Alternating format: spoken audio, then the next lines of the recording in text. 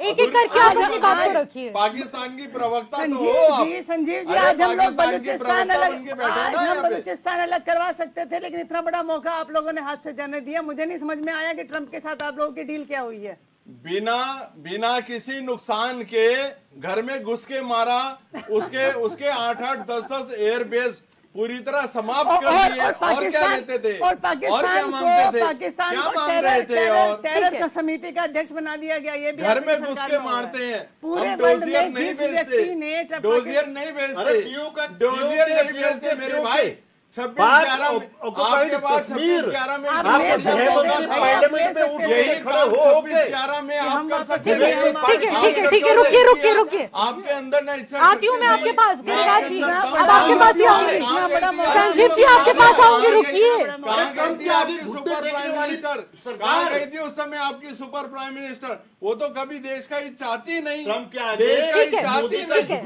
शांति प्रसाद जी, मेरे भाई, शांति प्रसाद जी के पास जाना चाहूंगी। अगर आप भी लोग चर्चा करेंगे क्या? और भी तो गेस्ट है हमारे पास। इस तरीके से बच्चों की तरह बहस करने की जरूरत नहीं है। एक एक करके मौका दे रही हूँ। संजीव जी सुनिए तो आप, और भी हमारे साथ गेस्ट है, उनसे भी हमें सवाल लेने दीजिए।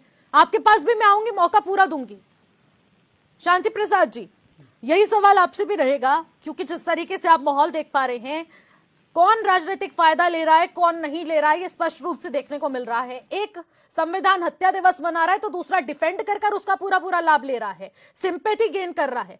क्या लगता है शांति प्रसाद जी आपको, 50 साल पहले के इतिहास को खंगाल के क्या जताया जा रहा है? आप देखिए, तय जनता ने करना है कि उस काले दिन को याद करके क्या देश को लाभ होगा, ये जनता तय करेगी।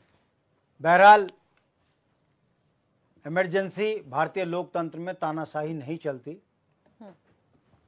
इंदिरा जी की सदस्यता रद्द की थी हाई कोर्ट, सुप्रीम कोर्ट ने, जिस कारण उनकी सरकार संकट में आ गई थी। उन्होंने जो आपातकाल की घोषणा करी, कांग्रेस के 2 निर्णय जीवन भर कांग्रेस के लिए मुसीबत बनेंगे, एक इमरजेंसी का और दूसरा नसबंदी का। सरकार गिरी, गठबंधन की सरकार बनी, 2-2.5 साल नहीं चल पाई। कांग्रेस ने माफी मांगी, दोबारा सरकार बनी, बहुमत के साथ आई, और वो फिर अपनी सरकार में उन्होंने जो किया वो जग जाहिर है।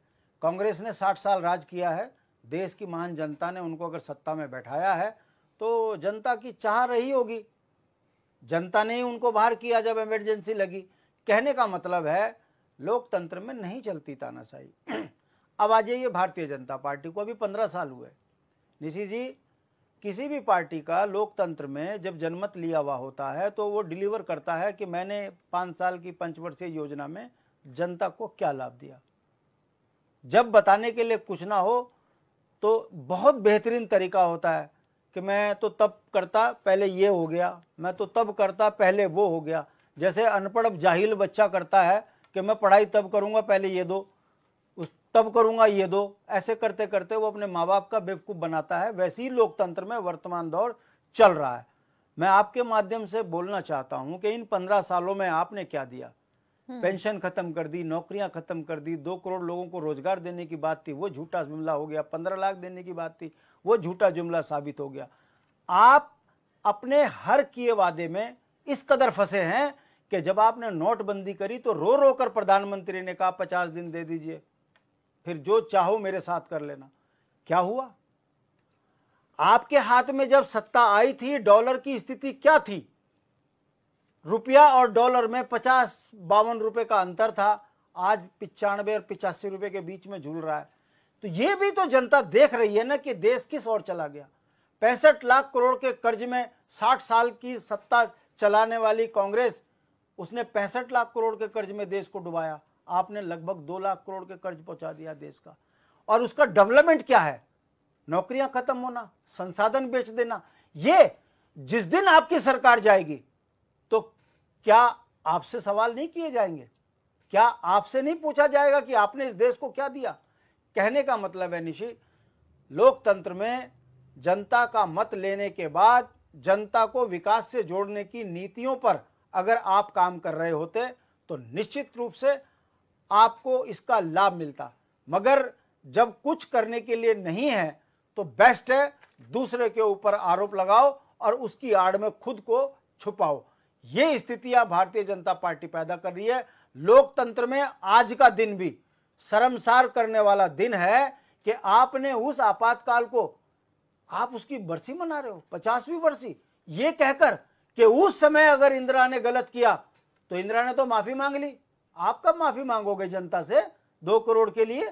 आप कब माफी मांगोगे 15 लाख के झूठ के लिए? आप कब माफी मांगोगे देश को कर्ज में डुबाने के लिए? आप कब माफी मांगोगे इस देश के अंदर तमाम जो अराजकता का माहौल है? आतंकवाद से आप फेल हुए, देश को विकास से जोड़ने के लिए आप फेल। हां, एक चीज जरूर है, कर्ज लो, सड़क खोदो। अरे भाई, अगर आप सड़क खोदने को विकास मानते हो तो उस सड़क पे चलने की हैसियत तो भी आदमी की बनाइए। आज ये स्थिति हो गई है कि जो आदमी दिल्ली में 95 रुपए में दिल्ली जाता था, आज 750 रुपए में दिल्ली पहुंच रहा है। और जो व्यक्ति नेहरू के टाइम पर 500-700 रुपए की तनख्वाह लेता था, आज आपके टाइम पर 1 लाख रुपए तनख्वाह ले रहा है। और वो व्यक्ति जो उस समय पर किसानी करके अपने बच्चे पालता था, आज उस किसान की यह स्थिति होगी कि वो गांव से देहरादून आने के लिए उसके पास 2-2.5 हजार रुपए नहीं होते।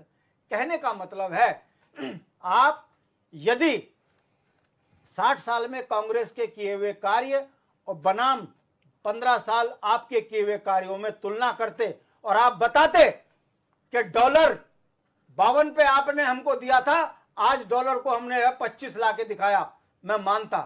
पेट्रोल पर आप सरकार लेकर आ गए, आप 35 रुपए लीटर पेट्रोल पर लेकर आते, हम कहते कि कांग्रेस राजनीतिक रूप से बेईमान पार्टी थी, देश के साथ धोखा किया। आपने 2 करोड़ लोगों को रोजगार देने की बात करी, यदि आप देश के अंदर 2 करोड़ रोजगार देते तो निश्चित रूप से कांग्रेस की आज दुर्गति होती। अगर आप उत्तराखंड के से लेकर देश के अंदर भारत के तमाम संसाधनों को बचाकर देश के अंदर बड़े बड़े डिग्री कॉलेज खोलते, नौजवान बच्चों को बड़े साइंटिस्ट के रूप में बड़े बड़े संस्थानों में उनको रिसर्च करने के लिए देते, तो हमें लगता कि देखिए भाई, इन 60 सालों में कांग्रेस ने गुमराह किया, इसलिए देश के अंदर ये अराजकता का माहौल बना, देश की अर्थव्यवस्था इतनी खराब रही। ठीक है। अरे आपने 15 साल में देश डुबा दिया कर्ज में।